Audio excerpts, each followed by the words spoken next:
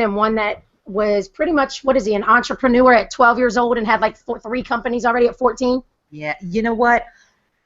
And thank you so much, Erica. I know, but I can't take all this, all the compliments, because I'm really here about you guys, honestly. But that doesn't pertain to us. How are you going to tell us that if you have alternatives to public school that could help our kids, and then your kids like sitting on the side of the road smoking crack?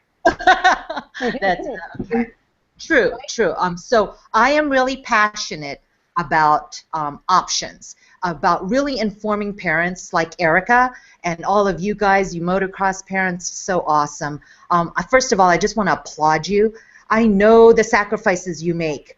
Like you, Kyle, you have an awesome mom together with all those other kids out there, because I know the sacrifices you parents make. You travel all the time, the money, oh my gosh, the money, we won't even get into that. But most importantly, just desiring happiness for your child. And sometimes when it comes to the educational part, it doesn't quite work out. Just because you guys are traveling all the time and there's just not enough time in the day, and maybe you're not finding the support that you need in school. So I'm here today to really give you all your options. I'm not going to tell you what option is best. I'm just here to give it all out, you know, like a smorgasbord, and you just pick out which ones you want. It's kind of like a buffet. But I want to inform you that you have options, and you should be so happy that you have them. And a lot of times, you know, a lot of parents don't know they have options. And some of them are actually public school related, charter school related. So they're not all non-public school, but just know that you have them. So I'm here, and I can't wait to give them all to you. And Kyle, thank you so much for being patient. I want to start off by asking you, Kyle, you have had a tough year. Tell us about what that school year has been like for you, Kyle. It's been pretty bad. It's not been the Can everybody hear Kyle? Oh, I'm sorry. Hold on. Yes, I heard him. Okay. And this is an 8-year-old boy, national motocross champ, and when asked how school has been, he said it's been pretty bad. Can you talk a little bit louder, Kyle, and just fill us in on what that means? My teacher is a little bit mean, very mean, and some of the kids at school, they need a little bit of help. I asked them if they needed help. Oh, I need farts. That's what they said. Because they're going to think you're just like saying you need farts. That's what they said they needed. Do you need help? Oh yeah, I need help. I need farts. Tell them about the Eiffel Tower. So we go to the middle of York City, and somebody sees the Eiffel Tower. And obviously, we're also in New York. Yeah. I think he has challenges with the kids sometimes, you know. Like, and then they say that they're scientists. Well, maybe they are scientists. How are they scientists? Oh, Marissa, handle your client. No, and sometimes, you guys, one of the big things that I want to give you some signs. Here are some really good signs. I'm going to give you, there's 10 of them, but I'll give you as many as we, you know, as they come about. And I'm seeing the sign with, one of those signs with Kyle. So he's telling me that he hates school. That's his first statement. If you hear that daily, that is a sign that maybe you need to do school differently, that maybe you need to just pivot, guys. If you regularly hear your kids telling you, I hate school. And so another one is when they're always down, okay? They're never happy every time you pick them up from school. They're never talking about how fun school was, when in fact they're always talking about how bad it was. You know, it's always negative. So if you hear that daily, that's another sign. So Kyle, let me ask you, are there good days and bad days at school? No, it's just bad days. Yeah. Just bad days. I mean, you honestly feel like every day is a bad day for you, Kyle? At school, yeah. At school? Okay. And why? Why is that, Kyle?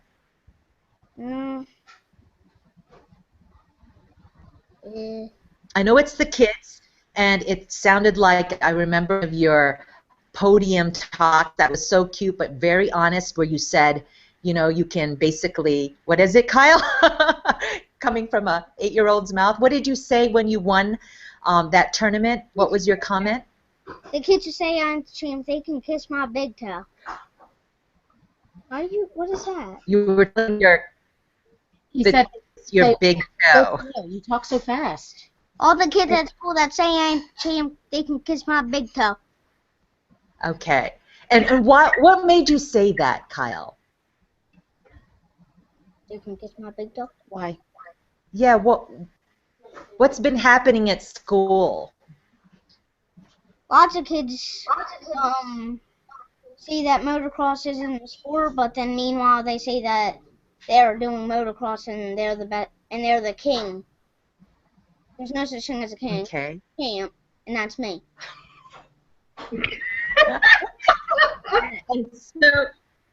And so Kyle, humble you are. So Kyle, do you get bullied at school? Yeah. Yeah. Yeah. What's that like? Just tell us a day when you were bullied and one that you remember off the top of your head. Lots of kids will push me, and sometimes they'll even punch me just to get in the front of a line. Push you and punch you as you're standing in line at school? Yeah. How often does that happen? 3 or 4 times. At a week, a day? Total. That they push you? Total in the year, right? Mhm. Punch. Oh, okay. Total in like a school year. So it doesn't happen too often. But you know what, guys, as parents, when we hear that's enough. You know, even once is enough, right?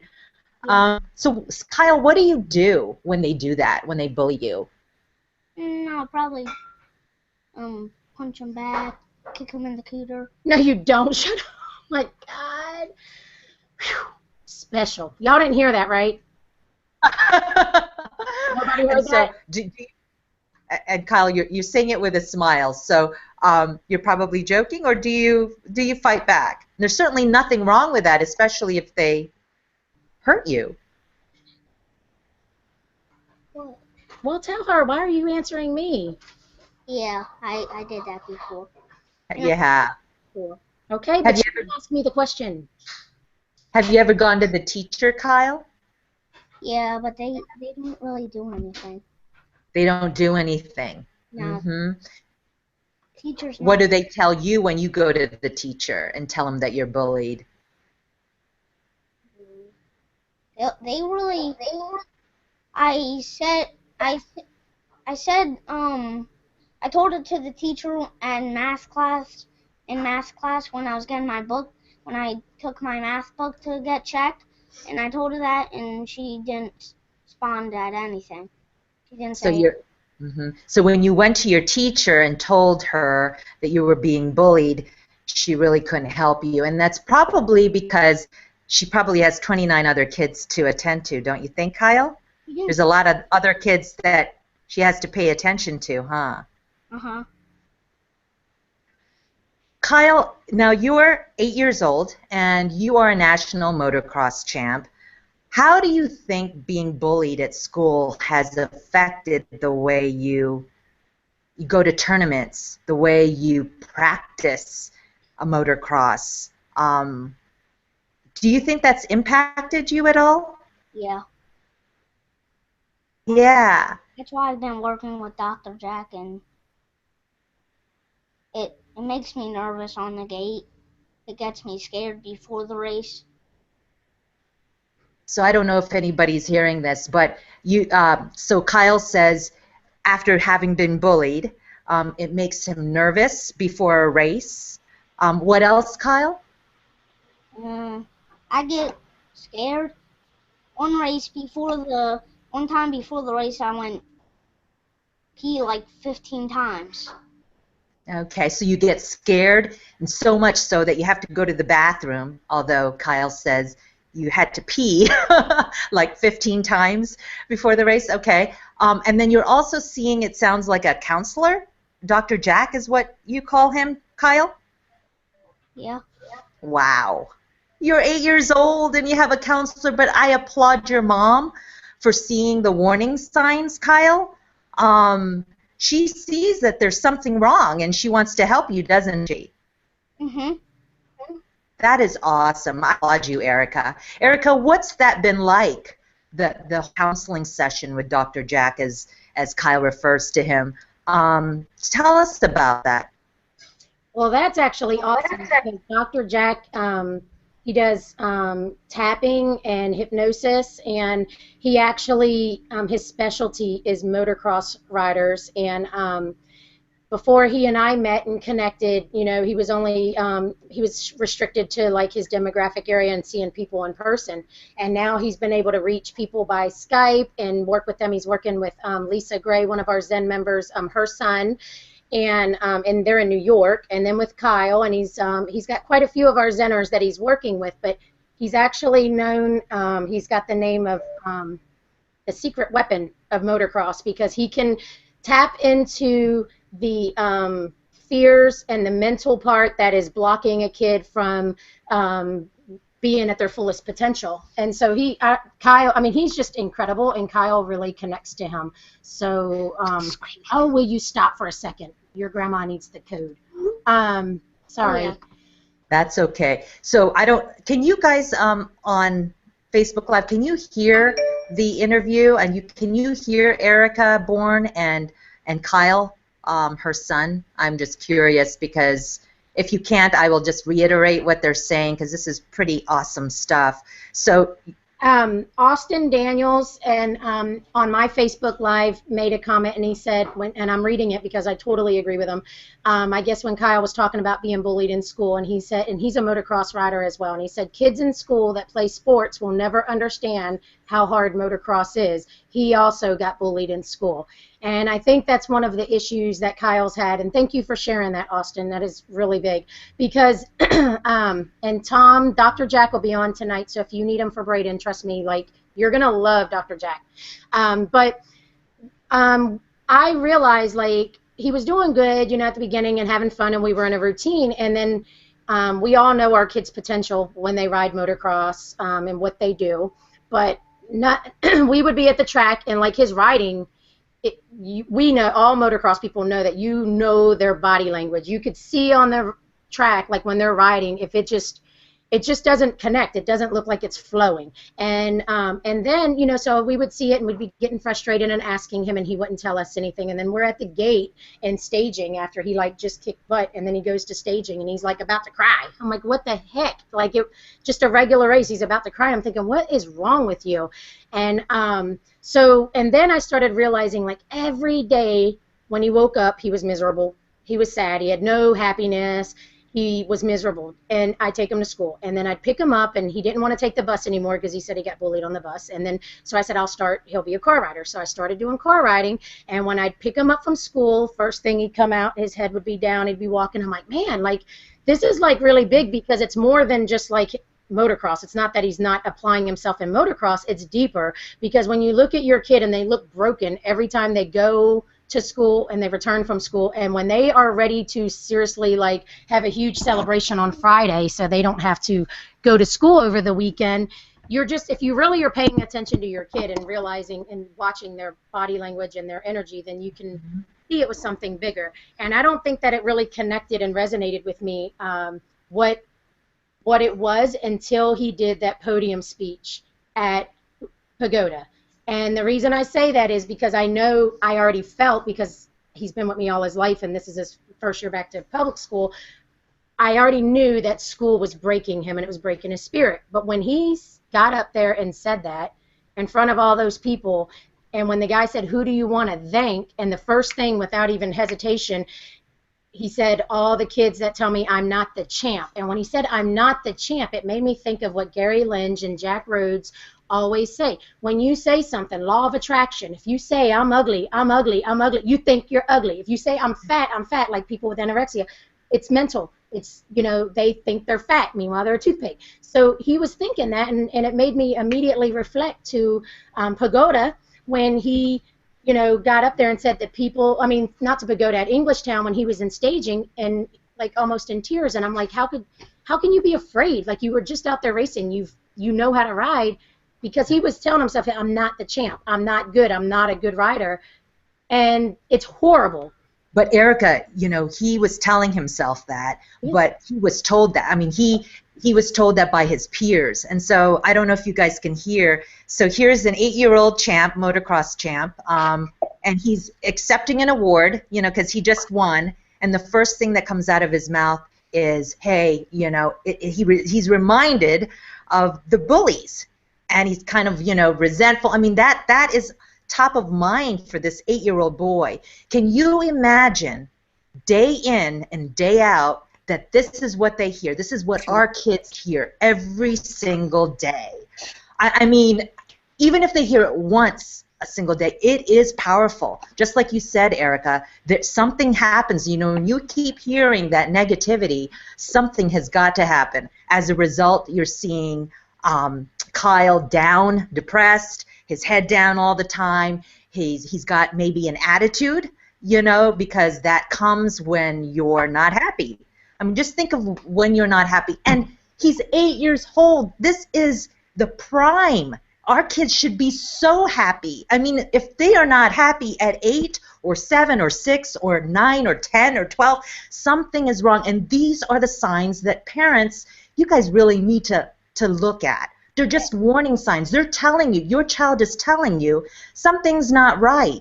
That's right. Something is not right. Because if our kids can't be happy when they're young, when it's the prime of their life, something is wrong. And so, warning signs. And that's my message that I wanted to kind of present, and why we wanted to do this live show, because all of us in motocross, we know, I mean, there's a lot of money and a lot of time, and we love the sport and we love our kids, and I mean, there's just so much passion in motocross, not just with the riders, the parents. It's incredible.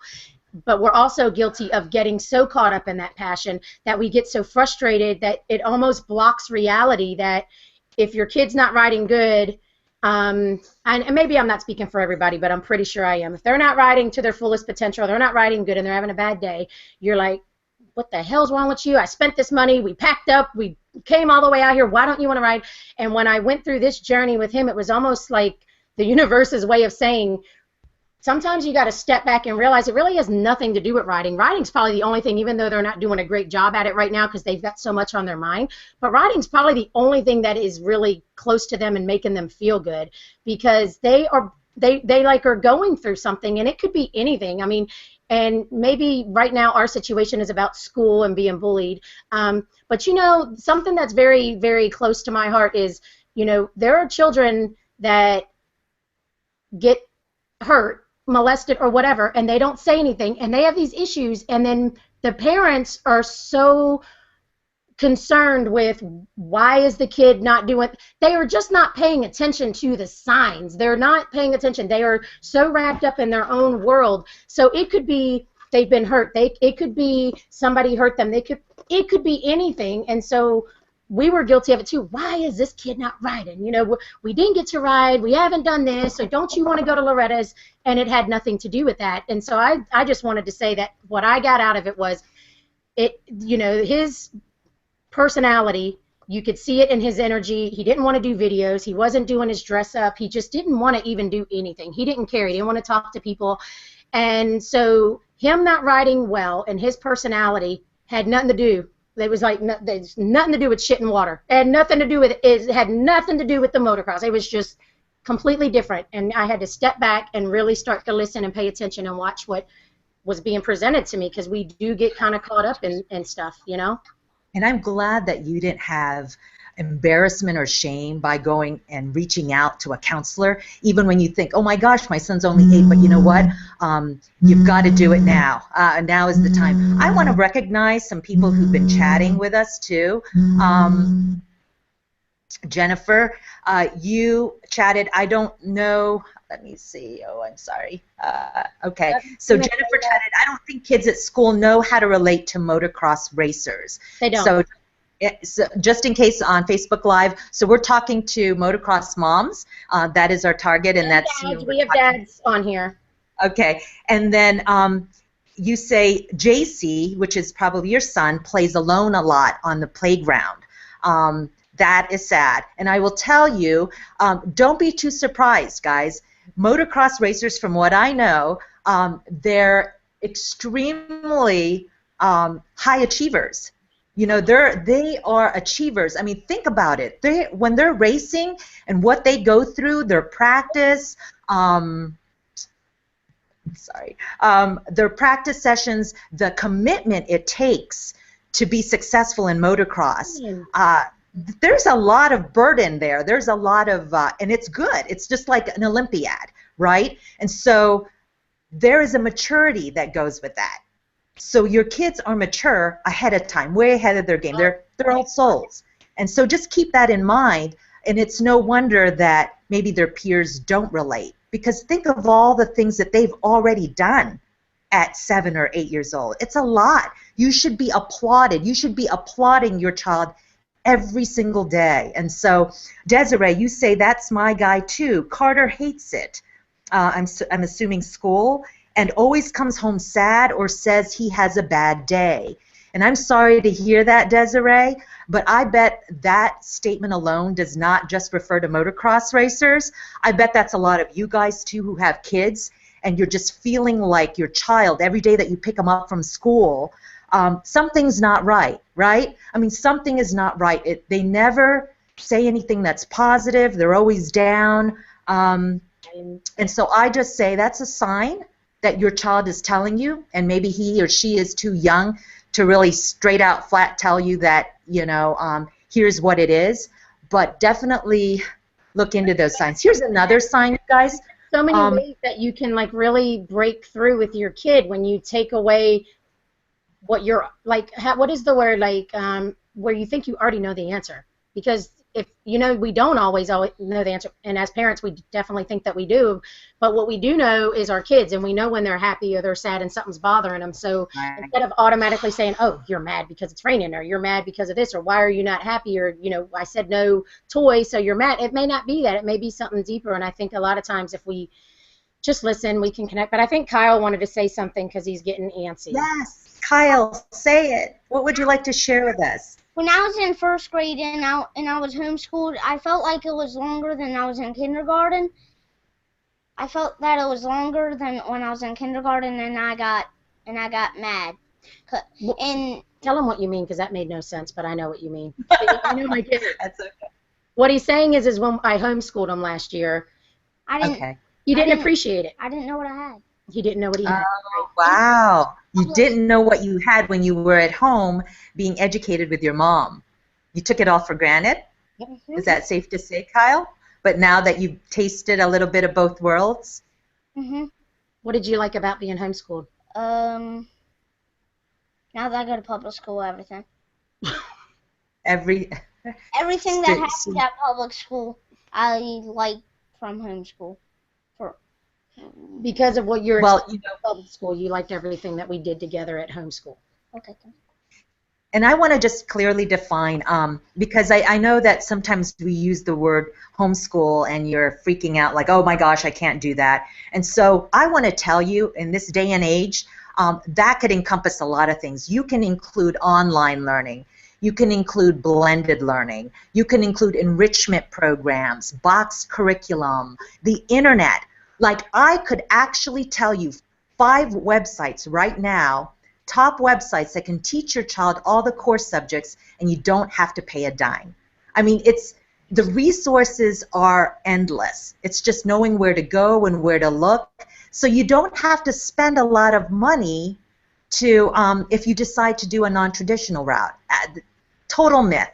Another thing, a big myth also, is socialization. Wow. Just think, okay, so when you are in school, who are all the people that a typical like 8-year-old would be around? Other 8-year-olds, right? Well, so really they're socializing with just their peers. When you've got them home with you and you're out in the museum, going out, visiting grandma, grandpa, I mean, you're with every single age. And so, you know, anyway, that socialization should be the last of your fears, although I know that is a big Well, concern. just to say something on that, can we please tell Kyle Bourne goodbye because he's driving me bonkers. Say bye. Tell him what Kyle, oh, before we say goodbye, Kyle, though, anything else you want to say? Just any message you want to give to parents out there? Or being bullied or anything. Don't be shy. All your fans. Tell them to kiss your big toe. No, we don't tell people to kiss our big toe. Will you be serious? That's my serious saying. So Kyle, can I ask you a question? What do you want school to look like for you this fall? What would be like the perfect day for you? Because I bet whatever you say is probably similar to what other 8-year-olds are going to say. So what would that look like to you? How would you feel? How do you want to feel when you do school? I want to feel like it's just my mom and nobody else is there. No, that's not true. You had fun when we went to the Special Ops Museum, when we went to the nature place and learned about the meadows. And so, I mean, you can't say by yourself. That's ridiculous. You know what, Erika, I think that's a great compliment to you. Kyle said, I want to be with my mom. I mean, that's one of our kids to say, right? And why do you want to be with your mom, Kyle? Tell me why. Because she's cool. Because she's cool, just like you're cool. But what else? What is it about, like when you were home with your mom last year, what were some of those things that you missed now? I don't want to have to raise my hand. My teacher walked by me like 5 times trying to get something for my stomach from the nurse's office. Felt like somebody was kicking me. The whole time. And what I'm hearing, Kyle, is that you love the attention of your mom. You love that somebody's there who pays attention to you, right? Yeah, and when you don't have to raise your hand to get attention. Mm-hmm. Good. You should raise your hand. No backing for you. Yes, Kyle's raising his hand. Yes, hey, Kyle. Marissa, when they want to drink, tell them what you have to do when you're at the water fountain. You have, it used to be 3 seconds, now it's 2. No, but tell them what you say for the 3 seconds to get a drink. 1, 2, 3, that's enough for me. 1, 2, 3, that's enough for me. How they know 3 is enough for me if I'm thirsty? He told me that today. I'm like, what? Wow. He's like, I'm really thirsty. I should have brought a drink with my waffles. I was like, well, before you go to class, just go to the water fountain and get a drink. We're not allowed to. I'm like, you can get a drink of water. No, we can't. And when we do, it's 1, 2, 3, that's enough for me. I'm like, what the hell's that? 1, 2, 3, that's enough for me. We're only allowed to go after recess. Or after So gym. you're only allowed to drink water after recess, and then you have to say 1, 2, 3. That's enough for me. You got to hurry up. Just 2 seconds because all the kids were taking too long. They didn't do 1, 2, 3, that's enough for me. They did. Not if they'd said it's taking too long. They got cut down to 2. No, they kept doing it and they didn't stop doing So they it. went, so 3 plus 3 is, okay, and then they did another 3, and it's, so they didn't do 3. They did 2. They took advantage of their 3s. Yes, they did. That's enough for me. I don't get what you're saying. Good. I go now. I want to just recognize some people who are chatting. Jennifer Rose, you said they have minimal socialization in most schools. Kids are rarely. Oh, thank you, Kyle. Kids are rarely allowed to talk. You're absolutely right. You know, you're absolutely right. And so, you know, we have to define what socialization looks like. What do we mean by socialization? I mean, don't you think they would get the best socialization when we get to choose who they're around? And so you take control of that as a Kyle's homeschool last year. You have control of it. When I started Kyle's homeschool last year, of course, you know, I read on it and read everything. I mean, I read 9 hours of information on a vacuum when I wanted it. So when I was going to homeschool my kid, I definitely read a lot. And the main thing I was worried about, because Kyle was already a little socially awkward when he was little. Like, we had to literally work with him on looking at people in the eye if they said something, because they always talked about his fabulous hair, and he'd be like, and he was speaking very young. So people would come to him and he'd like look down, or he wouldn't say anything. So he was already kind of reserved. So of course I'm looking at homeschooling options, or, you know, being his educator, which scared me because I was going to be somebody's educator. And the main thing I was worried about was the social part, just because of what I read. And I don't know if anybody just saw Kyle a few minutes ago, but he is not socially withdrawn. He did not miss anything in the social aspect by being homeschooled. And these kids in the motocross tracks, they communicate, they are on different levels, they have more, it's almost like better for these kids at the track. Their socialization just at the track is probably 110 times more productive than what it is at school for many reasons. One, two, three, that's enough for me. You can't even like go 2 seconds and say a word or get a drink, so I don't know how they're getting social there. And two, at the motocross track, they have something in common to talk about. They all have something in common. They've got, and it's not just the motocross. It seems that they all end up, you'll see that they all have like the same things. They like Minecraft. They like this. They have something to talk about and engage. And, you know, if we go to a park, he really isn't the one sitting there playing with other kids. He's not. He does not. He's like, they just don't connect. I don't know. Maybe like motocrossers are from a different planet and we're just like the coolest and we can't get out there and like, but they don't like just sit there at a playground and gravitate to other kids like they do at the motocross track. So that is the biggest fallacy. So if anybody ever decides that they want to have alternative options for their kids' education, do not listen to the myths about socialization, because I just read an article talking about how much more advanced the kids that are being educated by their parents and alternative methods are compared to the people in the public school. And that's probably because you can't talk. Right? Exactly. You know, let me go ahead, and there's some great chatting going on here. Kevin says, I'm worried because I was like in school I did not like. I was lonely, and as all solitary I was bullied, but I was not a MX champion. Lisa says, I'm very interested in an alternative ASAP. We'll get to that, Lisa, definitely. Kids always tell me Michael is not a hard sport, or you miss school and early and make him feel bad for leaving. I know. You would think that our schools would support us, but keep in mind, if they have you in school, they don't get the monies. Anyway, Casey Grove says, my husband is almost 30 years old, and school was never a good thing for him. He is a super achiever, and his friends never understood the commitment it takes now. Instead of doing dumb things like getting drunk and in trouble while in high school. And by the way, I have an alternative for high school as well. It's called early college. And it's so amazing. Really tell your story about your son in the early college. And then I do want to introduce Jennifer and Eileen so that they can chime in and give us, because they both work in the public school system. So, I mean, now they're probably afraid that I even said that after we've just talked about all this. They're like, but no, it's all good, because they totally support us and they do agree, but they're amazing educators and spiritual leaders as well, and moto moms and entrepreneurs, and they're badass like all of us, so it works out. But do you want to tell about that real quick, about the alternative to high school, or the early high school graduation plan? Marissa? Oh, I was thinking, and I'm sorry, Erika, if you've got the other two women, please, are they ready to join? Yes, I'm going to introduce Jennifer Rose real quick. So her name's Jennifer Rose Esposito, and she's the visionary founder of Peace of Paradise Wellness.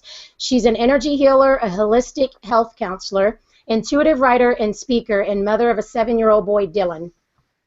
She's an MXN ambassador and content writer, and has most recently co-authored Silver Lining Storybook, which went #1 recently, just today or yesterday, and she co-authored it with 17 other business leaders, sharing stories of overcoming challenges to inspire others.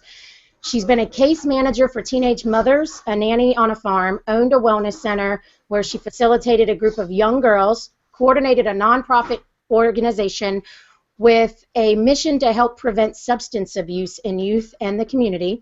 And she lived off the grid in Vermont, turned her hair feathering into a healing art with her business, which is called Featherlution. and what she created in 2011 as a way to empower young girls and expanded to inspiring women of all ages to align with their divine feminine truth and power.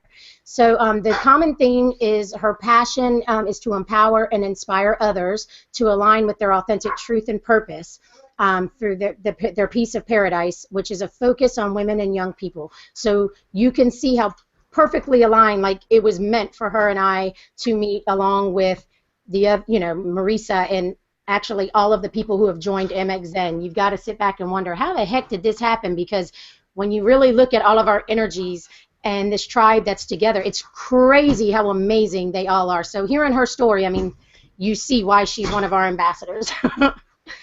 So Jennifer, please Awesome. tell. Hi, Jennifer. Hi, can you hear me? I can. Yes. Oh, great. I don't do these often. Hi. So my newest thing is that I started substitute teaching in the public school system as well. So I've been observing a lot of things, and that was my comment about socialization, that kids really don't get to socialize in school because there's not time, and they're not really allowed to talk. So because that's the number one thing when I say I want to homeschool my son Dylan, who was on here at least in the video earlier on, but he's went to bed, is people say, what about the socialization? What about the socialization? And the beautiful thing I see, the draw to me about homeschooling or alternative schooling, is that you get to choose the social group that has similar values or similar interests, and they have more freedom to socialize versus it in such a suppressive environment. So I do, I've seen, and even the way that I've been observing the way kids interact, or the way a lot of teachers interact too. It forces, there's a lot of great teachers out there. Both of my parents are teachers. Two of my sisters are teachers in public and private schools. So I'm not talking bad about them, but I was just talking to my dad, that it puts teachers in a position to have to be like in control, take control of the classroom, that power and control cycle that is modeling relationships for our young people. And the way that some teachers are talking to students, very degrading. The kids feel like they have no value, or they're not trusted. Or, for example, I was helping a student yesterday when I was subbing who started crying and left the room, and was getting, she said she was getting picked on, and not as much in the room, but you could tell it was something that was built up for a while. And I stepped outside of the room for 5 minutes to talk to her, and I came back in, and the student said, you trusted us to be, where were you? You left us alone. You trusted us to be alone. And I said, yeah, I trust you. And Wow. they're like, whoa, no other teacher would trust us to be in the room for 5 minutes. And it maybe was only 3. I was talking to a student, but also that talking to the student was a very insightful conversation about how school is the central focus of her family environment as well. And it's deteriorating the relationships with her parents. Her parents, she said, don't speak to her for weeks if she gets a B. And Wow. and that she's feeling pressure about her grandfather being sick and going on, having a lot going on at home.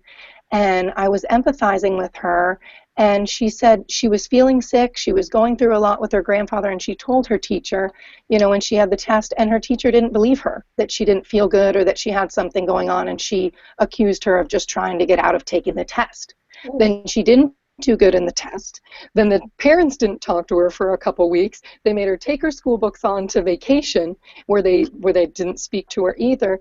And it came back to the relationship, the trust, and the way that a lot of kids are treated, which when I started free writing yesterday, what came to me is that, oh my gosh, like in some environments it can be compared to a factory farm. Like animals that are stuck in a cage all day with minimal socialization or minimal outdoors. My son goes outside for 11 minutes a day. Right. 11 minutes outside. Yeah, and you know they say that I read something one day that said that if somebody is pointing out the flaws and the fallacies, like these inaccurate descriptions or the flaws of something else. Okay, so like when they say that kids in homeschooled or alternative school, it lacks the socialization. Well, they say when somebody's pointing out something, they're trying to cover for something. And I learned with Kyle that that's really where the whole thing about socialization came from, the lack of socializing and homeschooling, because my son and I talk so much. I have never had the radio on in my car when we drive. We talk about when he was 2, he was already completely fluent speaking. He could tell you a car transporter. If I said there's an 18-wheeler, he's like, that's not an 18-wheeler, it's a car transporter. He was 2, okay? He didn't learn that in school. So, like, they don't speak, they don't socialize. And the very first thing Kyle said when he went back to public school, when he still was kind of enjoying it, he said, Mom, I'm liking school, okay, but, you know, I can't even talk. He said, I sit on a rug for story time. We listen to this story. We can't even ask a question about it. So when I talk, I get in trouble. So he wasn't saying I can't talk like, you know, how I talk a lot and I used to get in trouble all the time for talking. But he was used to engaging and asking questions and building on your conversations instead of just being programmed to shut up, listen to what I'm saying, and you'll get your 1, 2, 3, that's enough for me at lunchtime. And you guys, think about motocross, your kids, your motocross racer kids, outside all the time. They're practicing, they're with nature, they're having fun, they're playing in the dirt. I mean, and then only to find themselves back in the classroom for 7 to 8 hours for an entire week when they spend most of their time. Do you see why? I could see why a motocross racer would feel, you know, that huge contrast and miserable in school. I can totally see that. You know, those are two opposites, and it's no wonder that some motocross racers are diagnosed with ADD or ADHD. I think that's a misdiagnosis, personally. That's what it is. It's not just a misdiagnosis. It's bullshit. It's another way that the government not only is going to control us and control our thinking and have you like in prison in a room for 8 hours. Now they're going to get everybody cracked out on medication saying you got an ADD or something, when really most likely your kid is going nuts and ready to slice the teacher because they've been sitting there staring at her for hours. It's crazy. That whole ADD thing really drives me nuts because, yes, some people may have it, but there's a lot of things those schools could do differently to engage them and make them work with their hands and their eyes and their coordination that would stimulate the kid. I mean, you know, my husband went for training, the OSHA training, and he says he goes nuts sitting in there. Well, we need to stick him on some medication. Adults don't like to sit in a room all day listening. They don't like it. So why are the kids supposed to like it? And instead of, you know, you're in trouble because you couldn't sit still, or I'm going to jack you up on a whole bunch of narcotics, and then when you start coming down and you're bad, I'm going to beat your ass. I mean, we're screwed up, our society. So with that rant, I'd like to introduce go ahead. Eileen, and Eileen is our newest ambassador. I'm so excited about her as well because I feel like Jennifer was like my spiritual sister that kind of gravitated to me because of MXN, and then Eileen is my my Hispanic twin sister that I met. And so she's a New York City public school teacher in Brooklyn, and by day, and she's a freelance writer. Yes, freelance writer, wife, and mother of 2 boys by night. She's a contributor for various online publications and heavily involved in social media. Heavily. She's heavily involved, more than me. Trust me. But I'm going to learn. Eileen is the founder of Mommy Teaches, where she shares her love of blogging about her pride in teaching, parenting, and the blessings and trials that life has to offer. Circle of Moms, 25 teaching mom. She was nominated for Best Latin Education Blogger, Hispanic Blogger Award, Hispano Blogger Award in the Social Revolution, I don't know what all those letters are. SXSWI 2013 award. That's a big award. It's so big that they put a whole bunch of letters in the acronym because it would be too much. And she graduated from NYU with honors. She has a master's degree in early childhood, and she's a children's book collector from a young age. We have feedback. I can't hear myself like that. Somebody's got to mute it for a second. 80 days. So, You're good. You're good, Erika. She's a children's book collector from a young age. Eileen loves cooking, all types of foods, reading, and being arts and crafts with boys. Born and raised in Brooklyn, New York, from a Puerto Rican mother and an American father, Eileen is married to her high school sweetheart for 10 years. You can follow Eileen on Twitter at Eileen C. Campos and Mommy Teaches. Is that a 3 in teaches? Eileen? Just look up mommyteaches.com. I'm sorry. Go ahead. Carter was calling you for something. It's mommyteaches.com, right?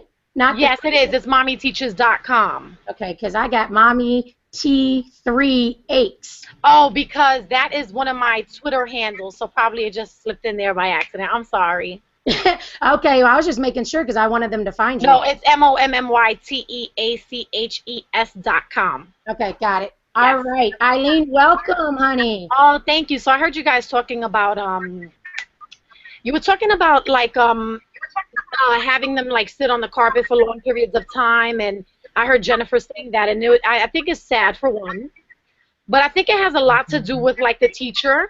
A lot of times I feel a lot of teachers, and this is the issue that I have, that teachers don't take the whole child into consideration. So knowing that a child learns visually, auditory learner, tactile, they don't take the whole child into consideration.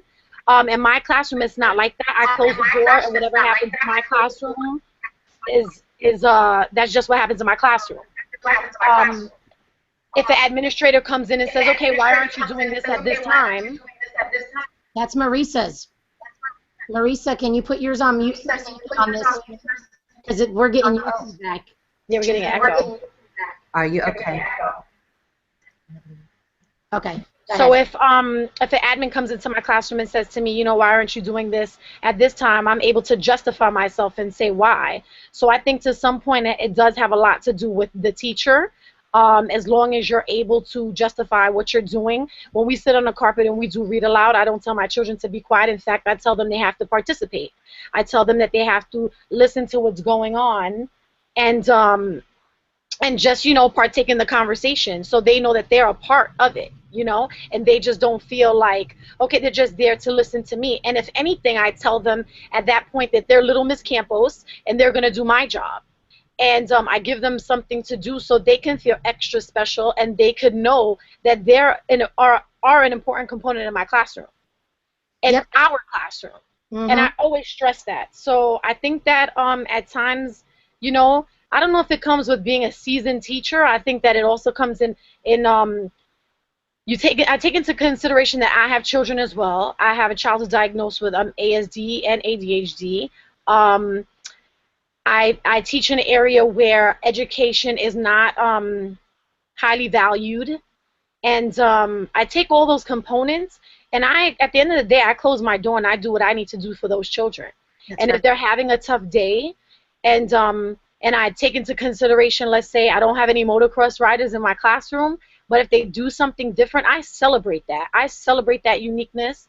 I celebrate what they have to bring to the table. I also share myself, and I tell them, you know, my child, what he does. I tell them how much I love books or something that I love, and I tell them how important it is to be unique and to not follow the crowd, and it's okay to be different. And a lot of the things that they go through, I tie into with literacy. So, for instance, Todd Parr has a book called It's Okay to Be Different, and so I read that.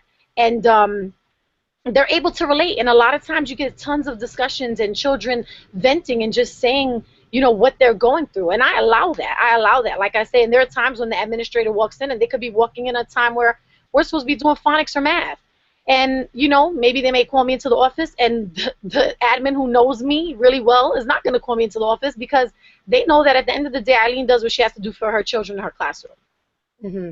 I think that you're very special and unique. But while you were talking, it made me think about, okay, so our conversation has been kind of heated, especially with me, because of what my son went through. However, there's two things I do want to say is, Marissa, once I get your thinking. Do you have your phone on speaker, Marissa?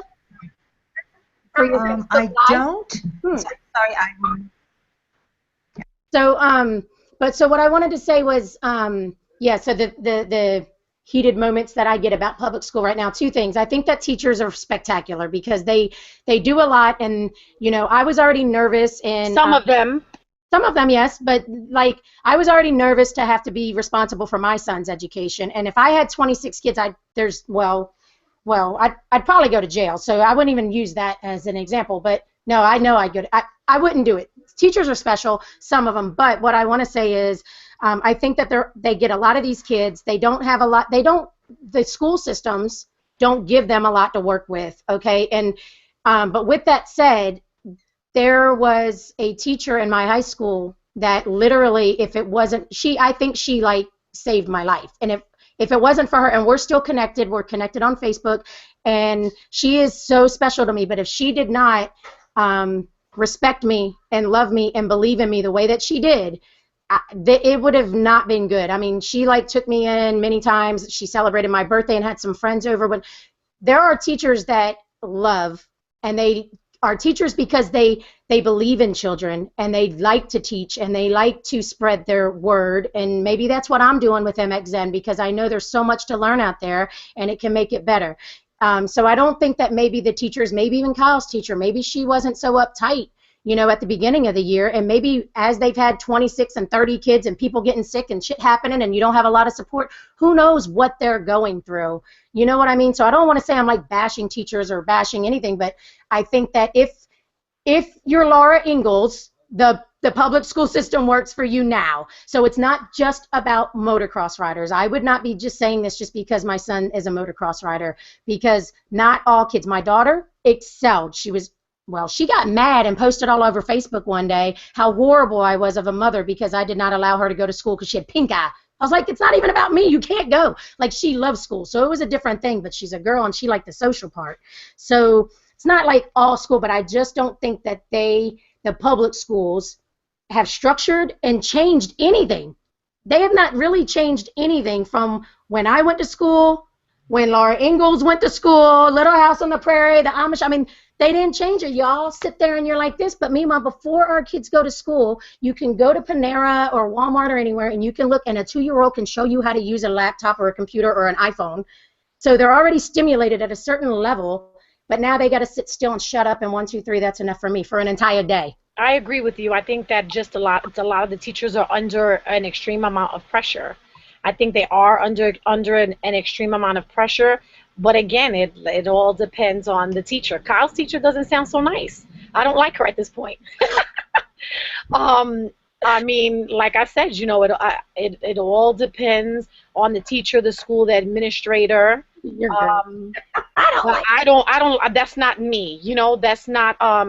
I'm not an uptight type of teacher. And it's sad when I hear things that he says. Mm-hmm. It's just so sad, you know. Even with my son, there were a couple of times maybe that his teacher may have said something that I didn't like, and I usually send an email because I like to have a paper trail, but I also would do a face-to-face. I'll give her the benefit of the doubt the first time, and then I'll contact the principal. I just feel to some extent we are our child's best advocate. That's and right. I'm the type of person that I don't like to let things linger. So if something happens, I address it right away. Mm-hmm. And I mean, that's what's gotten me this far, you know, with my kids as well. There are times that Carter says that, you know, he doesn't want to share that he rides motocross and things like that. I've shared that with you as well. And I just go into my whole bit of saying how important it is to be unique and things like that, you know? Mm-hmm. But I can totally understand. I totally understand. I totally believe it all depends on the teacher. I agree, and I think and how ballsy she is. We're so lucky when we do get teachers that are like you and like Jennifer and like Marissa. But there's still only so much you guys can do if you're in a public school. Just like, you know, when all of this happened with MXN, it kind of happened, and it took a long time. And it took a long time because of me, because I always worked in corporate America. So I was always told what to do, what to think, what's professional, what's the company culture. And so, you know, when Harold said to me, well, why don't we just start something new and fresh, and why don't you come up with a name? I knew what I wanted it to be. I felt it in my being for a long time, but I was like, I'm not gonna do it because people will think, oh, Zen, or they'll think she's this or she's that, or it's spiritual or it's this. And it was always just my message that it was a place of enlightenment and where to be. And then I was finally like, shit, I'm the boss. I don't have to be restricted anymore. I can name it, you know, medulla oblongata. Hi, Dazzy. So, like, you just get restricted. So in corporate America, you're told how to think or whatever. And in schools, the teachers can only do so much. But, you know, being loving and caring and listening, it does have a big impact. And I'm saying that because of what you told me with your story, Eileen, because that teacher, Miss Garfield was her name, Brenda Garfield, we're still friends. She literally, like, I can't even, and I talk too much, but I can't even find words to tell you how much I love her and how much she changed my life and had an impact. So the fact that you guys are in the schools and you can make these difference in kids, that's beautiful. So don't turn into one of those teachers that don't only get you 1, 2, 3 sips and you're done. Never. Hell no. I've been doing it for too long. So Marissa, you wanted to, I love the story about your son and your education practices that you used on your children, if you would share that with us. Sure, absolutely. Can I ask a question real quick though? Because Eileen, how do you? Oh, and if you don't mind, because I want to know, for those who have great teachers, and I just want to recognize them. I'm sorry, I'm trying to. Okay. Keep talking, guys. My question is, Eileen, really. How do you, if you have a good teacher, how do you stick with that? Because you don't always have that luck of having another great teacher the next year. I mean, how do you, for those who just cannot think of different options and have to be in school, what would you say to those moms to choose the right? Well, I haven't always had good luck. I'm going to be honest with you. I want to say maybe that, so Carter's in 1st grade. With Carter this year, to me, I really, let me say it really low, I'm not really too fond of his teacher. You say it low. Yeah. It's not viral. This isn't on the internet. I think she's nicer now that his forearm broke. But prior to that, I didn't like her certain ways. There was one incident where Carter always receives like 100s on his math test, and I don't know what it was. He didn't understand the problem. And so I never ever let them know that I'm a teacher, for one. I never want them to know. I try to keep it a secret. So Carter came home. I taught him, you know, I did a little tutorial. I even found a YouTube video for him to work out the problem. But I said to Carter, when you go back to the teacher, let her know you're having an issue with this problem so she as well can help you, because I always remind Carter that education it's a bridge. It's school and home, and we have to work together collaboratively, right? So he said to me, no, Mommy, I don't want you to write the note. And I said, why? And he said, I just don't want you to write the note. Well, it just so happened that when he got to school, he said to me that in front of everyone, she said to him, I have to teach this problem over because Carter didn't understand it. But there were a handful of children who didn't understand it, because I started calling parents, because when he got into the car, he said to me, Mommy, why did you say that? I told you. I said, why? What happened? He said, she announced in front of everybody that I didn't know the problem. I said, oh, did she? Okay, no problem. I came home. I devised the email. I CC'd the principal. I explained to her how horrible that was for her to belittle a child, because it is a gap and we work together and it takes a village, and I don't understand her educational background, but my educational background, this is the way I operate. And I actually told the principal that I felt very embarrassed for her as an educator, me being an educator and her being my sister within education, to actually conduct herself in that way. And it was like a big meeting. And of course, you know, she had to admit that she said it. She said it. She apologized. So my thing is like my years have not always been so good with teachers. And so what I say is advocate, advocate, advocate. You be your child's voice. If I don't like something, I'm in the teacher's face. You're damn right I am. I'm in front of the administrator's door that morning. I'm emailing, I'm CCing, and I'm creating a paper trail. So you know that, no, honey, I am the foundation, and you're going to have to answer to me at the end of the day. That's right. Because if you're not doing your job, I damn well know I'm doing my job. That's right. Yeah, and so I think all I can tell parents is advocate. Be an advocate. Be your kid's advocate. Don't think that the teachers are going to, you know, rape your kid, and they're not going to always, they're overwhelmed, but be the advocate for your child. Whether I had a professor. Medicine, just because somebody's a doctor doesn't mean they're... Absolutely.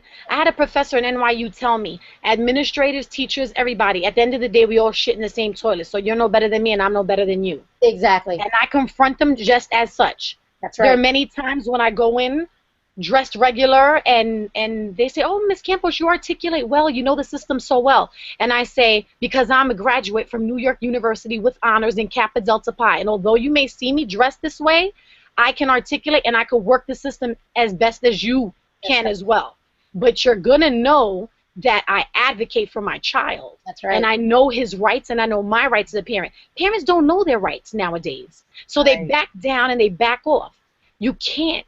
You have a bigger right than the teacher, and parents don't know. Yeah. And that's why I created mommyteachers.com, because I want parents to know you must speak up and stop being scared. Hallelujah. There's nothing that can be done to you. Yes. You speak up for your child. That's exactly right, and I don't understand why parents have a hard time sticking up for their parents. You know what kills me is when you hear parents say, well, if that's the teacher, I don't give a damn if that's the teacher, that's your child. They're telling you. You should be privileged and grateful that your child feels that they can come and tell you this stuff. Absolutely. You start cutting them off and saying, well, it's the teacher. They're not going to tell you. They're not going to tell you. They're going to lie. They're going to hold it in, and it's just a recipe for disaster. So, yeah, you've got to be their advocate and speak up. And, you know, Kyle did get bullied, and he got punched in the bathroom twice by these kids, and he told me that he told the teacher, but I know my kid, and I was like, I don't know if he really told her. You know, I just didn't feel like his story really was honest. It wasn't. So I emailed him, and I said, Kyle told me that these two boys punched him in the bathroom, but he said that he told you, and nothing happened. Is this true? And she said, well, I didn't know that that happened, so he didn't tell me. And I said, all right, well, I just wanted you to, and it took her forever. It took her like 4 days. So by the time I responded on the 4-day thing about my son getting punched, I was already heated. So she says that, you know, oh, I didn't know, blah, blah, blah. Tell him he can tell me. And I said, let me just tell you this. Since it took so long, I've had a talk with him. My son knows, just like the school, we have a zero tolerance policy in our home for bullying. He will not bully a child ever. However, if he gets bullied, he is to tell you. If he gets hit and he tells you and you don't do anything, he's going to whip their ass, and there's nothing that you're going to do. So we have a zero tolerance, but I am telling you, he will dot them in the eye, or as Kyle said earlier, kick them in the cooter, I don't know. But something's going to happen because you have to tell them. And, you know, I guess whatever, but he told me, you really want me, if they hit you and you tell the teacher and nothing happens, then I guess you're going to be homeschooled earlier. I don't know. You waited for a 4-day response from her? Huh?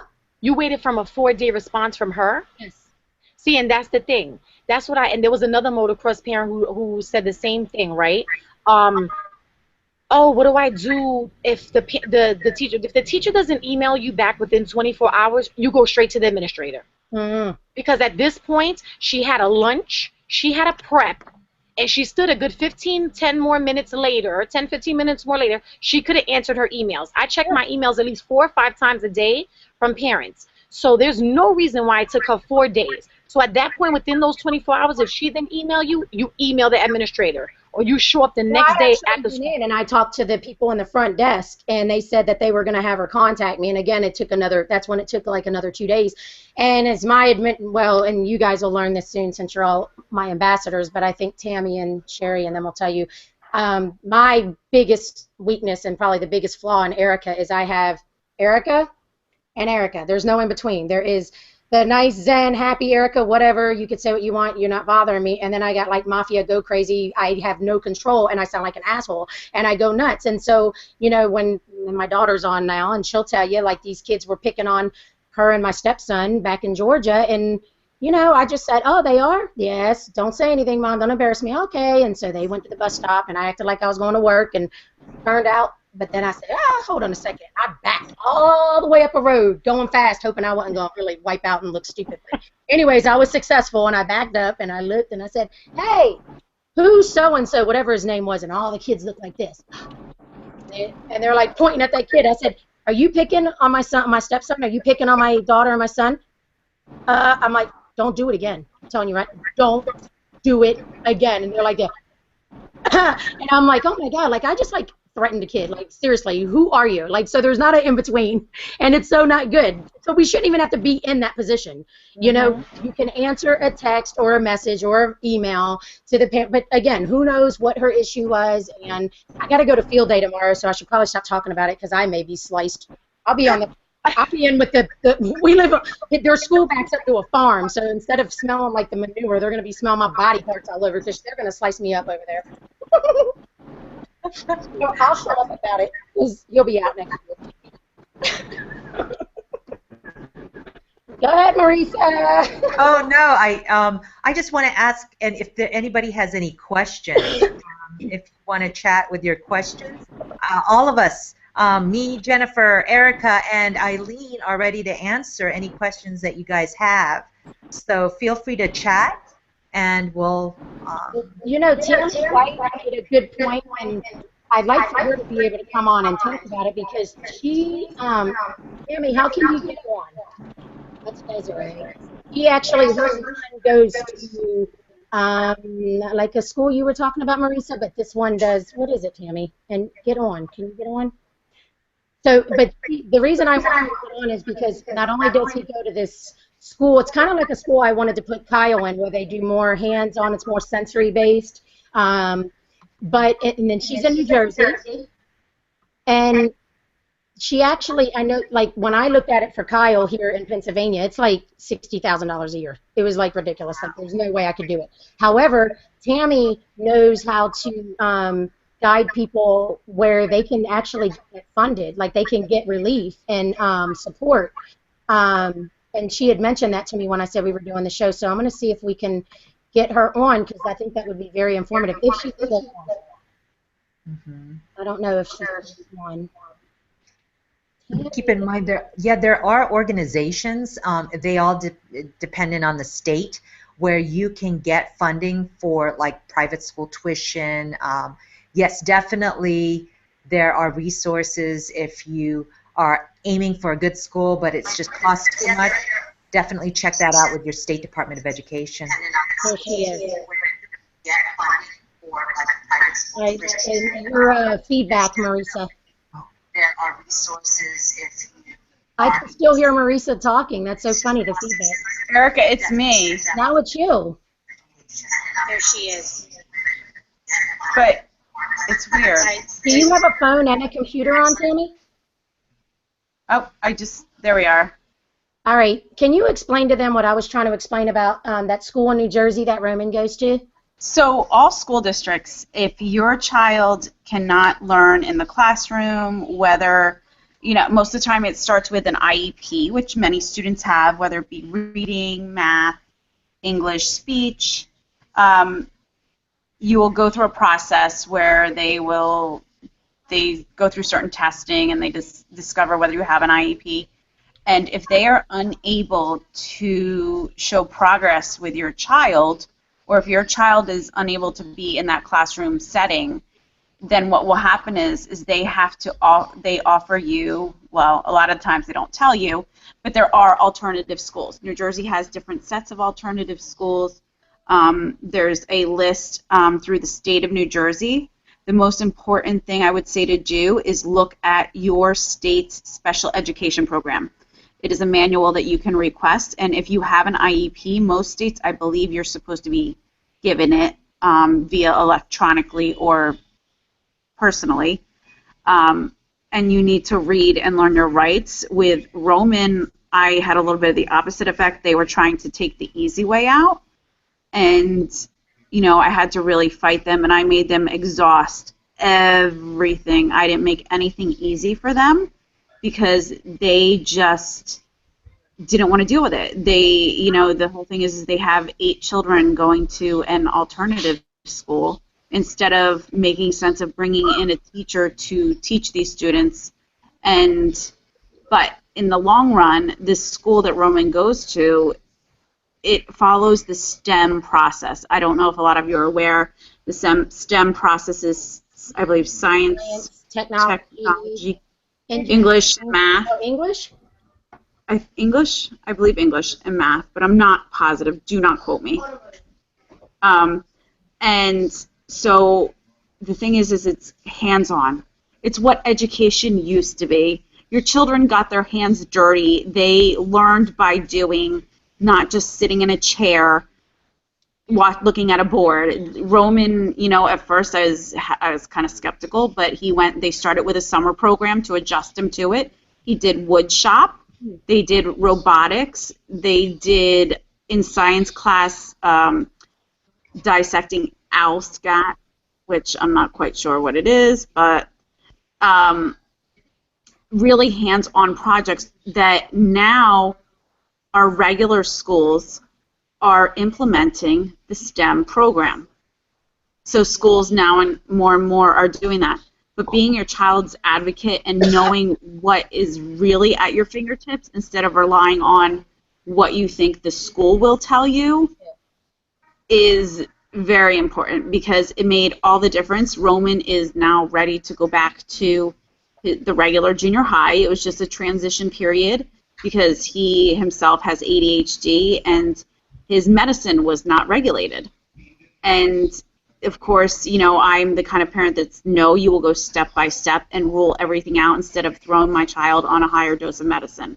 Mm-hmm. So for him, it was a little bit of a longer road, but the school was held accountable. I held him accountable for everything. There was times when, so for a whole month, they would just dismiss him from the classroom to go play Legos and would not bother to call me. Well, he's a very smart child, so as many children who can learn to figure out things by deduction, he figured out, I misbehave, I get kicked out, I get to go play Legos. Yeah. Oh, wait, they're not letting me out of class this day, so let me throw a garbage can.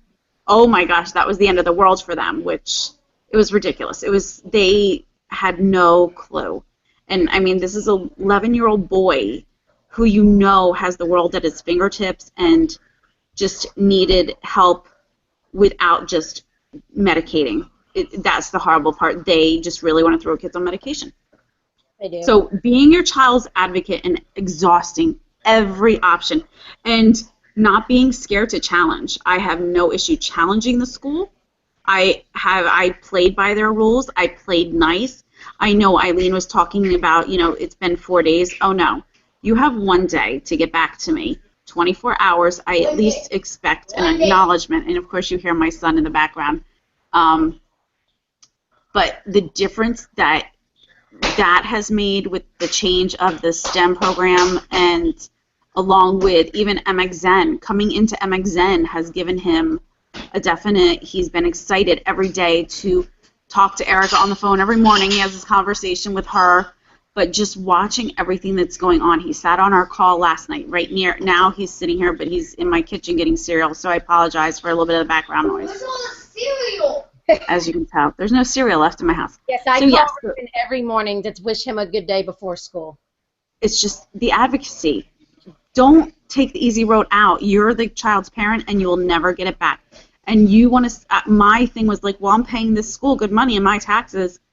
That's not the case. It's not the case, because that's great, but all the money in the world is not going to get your child the right education that they need. That's right. It's not about the money. It's about knowing what's right for your child. So what can parents do, like if they can't utilize the resources in the program that Marissa has? Like, because I think next I want to bring up and talk about the programs that we have in place for our future. And actually, it's awesome that the people who are on our panel are there because they're all a part of what we're going to announce today. But before I announce that, I'll make y'all wait. Suspense. So what can they do though? There are parents that work full time. They would love to be able to have an alternative for their kids to not be at a public school for many reasons, and they can't. I mean, what do they do? The first thing is they need to request a meeting. If the school has not requested a meeting, then you need to request a meeting, and you need to have them go over an IEP plan. If you see your child struggling, it is that school's duty to put into place an IEP plan. What is an IEP plan? It could be something as simple as the child needs to get up from their desk and run. They need a 5-minute break to go outside and run, or they need to sit on the floor and read. Many great teachers will allow their students to sit and do their work where they're comfortable, because not every child can do the same learning sitting in a chair staring at a desk. The second thing is if that's not working, like Eileen said, you need to go to your administrator. So I played by the rule. Document everything is most important. Always remember to document it as you go. Have the paper copies, have dates, have discussions written down, keep a notebook. And then when you need to, go to the administrator. That's the superintendent of your school. When your principal doesn't listen, and what I really found was just go right to the superintendent, and you need to go in there and have what your feelings are and what has happened, and say, this is what I would like to be done. You know that what I'm going to say, Tammy. What? That is way too much damn work. Huh?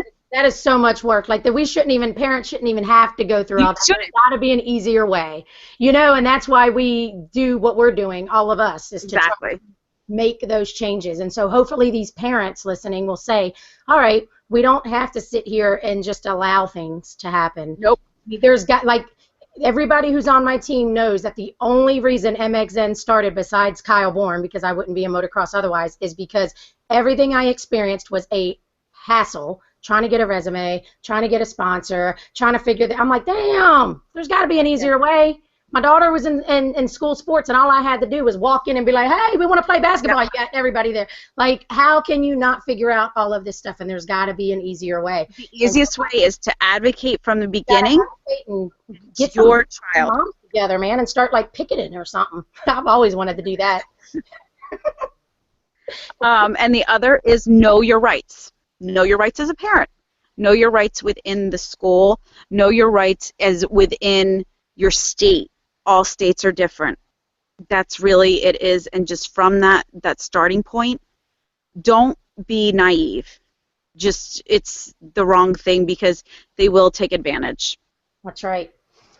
They will, and again, it's sad that we even have to have a conversation talking about how things need to be changed for your children to be respected and the parents to be respected with a simple return phone call or email. But That's life, and that's reality, and we could go on all night about it, but it's not going to change. I think the best message to get out of that is that always be your child's advocate. And not only your child, be the advocate of another child. You don't know when John, whatever his name is, on What Would You Do is going to be around the corner watching when you're watching a kid. What is it called? What Would You Do? When they're watching the kid get bullied in the park and they're just sitting there. Like, I love that show because you're always thinking, would I really be brave enough to like step up? Eileen, I know you would. And I always want to, and I want to add too, always ask the teacher for proof. So if she says that, let's say he's not producing in class, so I want to see what he's producing. Ask for grades. Ask how the test was administered. Ask what type of teaching is she doing. Ask if there's differentiation of instruction. Those are things you have to ask. Exactly what Tammy said. And on that note, guys, I don't mean to cut you short, but I gotta be up at 5 o'clock in the morning to deal with 24 kindergarten children. Yep. Yes. Well, so, and that's good. I wanted to just say real quick that we are going, that's where Marissa came in, and you and Jennifer and Tammy. We are going to be launching very soon. I just got the school approved, and we're getting a couple other things approved, but we will be launching Zen U, and it's going to be a program that is going to, what I wanted to use, Marissa? It is going to be a program where really the MX Zenners can go in and get tools, education courses on a multitude of topics, right, Erika? I mean... Well, the Zen U part is going to be where we have the schooling that we're going to integrate your program and the name of your company, because she already has a program that's you know, approved. I didn't want to have to go through, I told you, there's got to be an easier way. So I'll just use Marissa's program, and that's what Kyle's going to be doing next year. So anybody who knows me knows I'm not going to advocate or try to sell you something that I don't either personally or truly believe in. So she's got her program. We've got Jennifer, Eileen, they've got their specialties. We're going to integrate motocross into it. We've got the mental side. We've got Dr. Jack, Gary Lynch. It is, well, I guess what I should say is going to be like the coolest damn school on planet Earth. That's all there is to it. It's all online. The entire school learning management, the LMS system that I got approved, is all online. However, you'll have teachers like Jennifer, Eileen, Marissa. I guess I wanted me to teach something. But anytime you needed one-on-one for your kids, I don't know, it's going to be awesome, because I did K-12 last year and did a lot of the online courses. But so I learned what they did. I learned how to work. And so I know that I had to make mine 100% better, like cooler, badass. Like, it's going to be awesome. That's all there is to it. So we will not only have MX Zen and MX Zen Academy, which teaches you the social aspect and thanking your sponsors and the stuff that really is towards motocross. But I said, since Kyle is going on a journey with public, and I knew that the last thing I wanted to do was watch my kid's spirit be broken anymore, I'm going to homeschool him. So we were driving to the track one day, and I had an epiphany. I said, what? A homeschool? Shit, I'm going to have my own homeschool. So we're going to have our own homeschool. We're going to run our own Zen. And these are your panel. This is the teachers, and they're going to be the innovators, and they're going to be adding to it and saying what it needs, every part of it, from art to nature, to spiritual, to mental, motocross, this is the one I want to know. Financing. They do not teach you anything in school about how to do a checkbook, a credit card, how to save your damn money. Mom, I want boots, I want this. They don't even know. They got to learn. We're going to have our own little course in there for financial management. I promise you, it's going to be awesome. So, and these are the people that are going to make it happen. They're going to help me along. Marissa's going to get us the credentials and stuff, because she's already pretty much there. We're implementing her program, which will be tied in. So I want to do it, but we can't give you too much because we're still in the planning process. But we did get the school approved, and we did get, I got approved to educate people under 13. Yeah, it's scary. That's what I get down. So that's what I wanted to say about Zen U for the people who want to leave. I mean, we've got the MX Zen program. Now, Zen U, we may take over the world. This is like The View. Look at the panel. This is like The View. Awesome. Right? So, Marissa?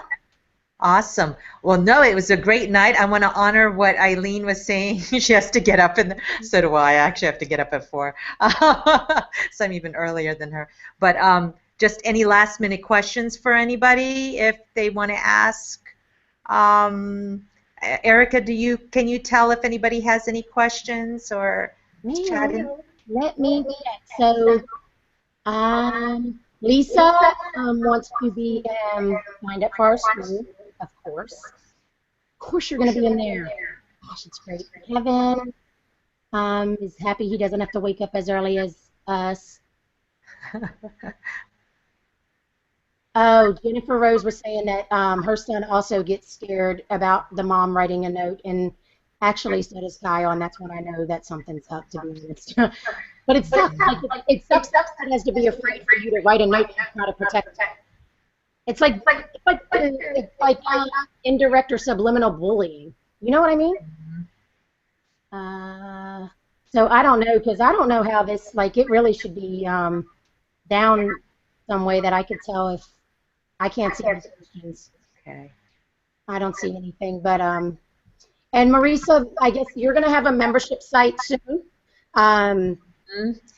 Yes. If anybody is just, I know that, you know, there's not enough time in a show, so if anybody has any personal questions or just any further questions, you know, please email. Well, you can email me at mom@myschoolingchoices.com, mom@myschoolingchoices.com, and I'd be happy to answer any questions that you have. Oh, we do have a question. Hold on. Oh, no. Come on. You really want me to ask that? No, I'm not. Okay.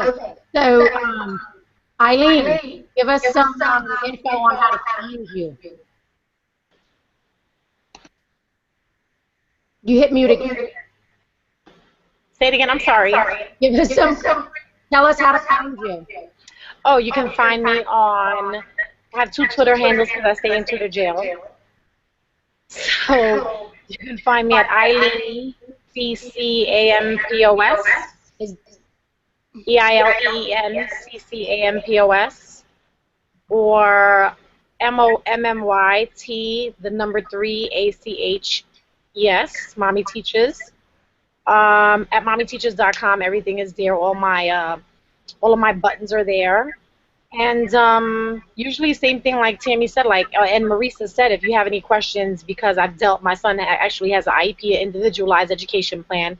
Here you have to be evaluated first, then you're provided with the IEP.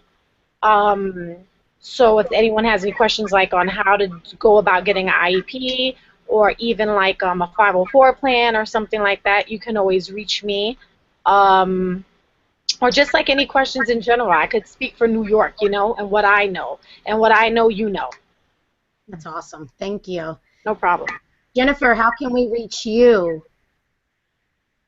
You got to take your thing off mute. There you go, baby.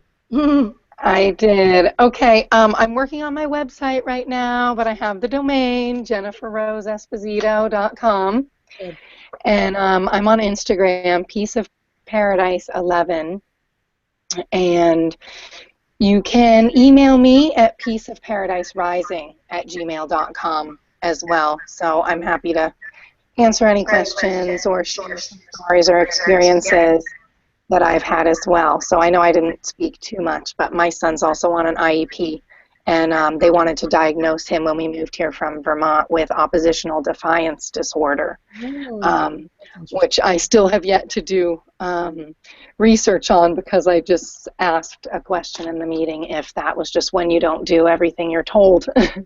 So, but we avoided that diagnosis and the ADHD diagnosis, but he does have a couple other ones. So yeah, I'm here for anything, writing, That's awesome. etc. So I was honored to be. Oh, so you can find the book on Amazon.com right now. Silver Lining Storybook, it's called, and it's only 99 cents to download as on the Kindle version. And then to order it directly from me, I have a link like on my Facebook page, Jennifer Rose, or Piece of Paradise. It will be on my website because there's a generic copy on Amazon, and then there's a customized copy that you can order directly through me. So through Facebook, through my website, which hopefully will be up in a few weeks tops. So, or email me. So thank you. It's been an honor to be on the panel with all of you. It was great to meet you, Marissa and Eileen, and hear Tammy speak too. This was really cool. I have a lot of questions myself now too. Yeah, that's great. I think it's going to be a very fun journey for all of us, and I'm glad that we were all brought together. It's just beautiful, and it's all because of MXN, because actually that's how I met Marissa. Actually, I met Marissa because of MXN, because I needed I needed email management, and so I talked to her, and I was like, "Damn, this sucks. This is too hard. I don't want to do it." And we stayed friends. I was like, so now she's handling it for me. So that's the funny part. I'm like, oh man, that was too many steps. My brain hurts. So like I said, there's got to be an easier way, or I'm bailing. So, but you know, it's all like, how would you ever think that and think about going to Infusionsoft when you're like the stay-at-home mom that's trying to find a way to make money, and then Infusionsoft's like this big program. But there was a reason for all of us coming together, and it's going to be great. And I'm honored that I know you guys. Thank you all so much. And Marissa, how do they get to you, your program? Do we need to wait till the membership site is launched? Yes, you know what? I've actually got, if you guys are just interested, go ahead and I'll chat it. Mom at My Schooling Choices, and I will put you on a list. And when it is ready, probably in the next couple of weeks, I'd be happy to let you guys know and keep you updated. But if you really want to tackle this and you're committed to really making education work for your child using your non-traditional options, everything but regular school, I'm ready if you're ready. So I've got spent the last 18 years doing it and using all the education options, and it's really worked for our two children in a way that is beyond my imagination. So just let's stay in touch and stay connected, and let me help you. Thank you. Thank you very much. And that'll also be implemented in ZenU. So, you know, there'll be motocross people that will have easy access. It's got to be easier. So we'll have easy access to it through ZenU, included with the programs that Jennifer and Eileen and myself and Gary Lynch from the UK and Jack Rhodes will be contributing. It's going to be really, really, really cool. So thank everybody for attending, all of the people on Facebook Live that joined us and gave us all of those hearts and likes and stuff. And it's just been really cool. So I believe Erika Marissa Live is going to be weekly. And we will find out our next topic. But we would love to people to continue to join our panel and contribute. And if you guys have a topic that you want discussed, please send it to us because we will discuss it. We'll have fun with it. And if we don't know it, we'll find somebody. If we have to go get them and find them and take them in and have them be interviewed, and Oprah Winfrey, anything, just let me know. So y'all have a wonderful night. Much love. Thank you. Good night. Good night.